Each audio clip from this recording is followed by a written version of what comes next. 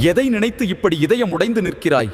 ராமநாமம் ஒலிக்கும் இடத்திலெல்லாம் இந்த அனுமன் மூச்சுக்காற்றாக இருப்பேன் என்பது உனக்கு தெரியாதா? கடலையே ஒரு தாவில் தாண்டியவன் நான். சஞ்சீவி மலையையே தன் உள்ளங்கையில் தூக்கிச் சுமந்தவன் நான். அப்படி இருக்க உனக்கு வந்திருக்கும் இந்த சிறு கஷ்டம் என் முன்னால் எம்மாத்திரம்? விதியின் வலையில் சிக்கிவிட்டோம் என்று நீ ஏன் பயப்படுகிறாய்? அந்த விதியையே வெட்டிச் சாய்க்கும் ராமபாணத்தின் வேகம் என் நரம்புகளில் ஓடுகிறது.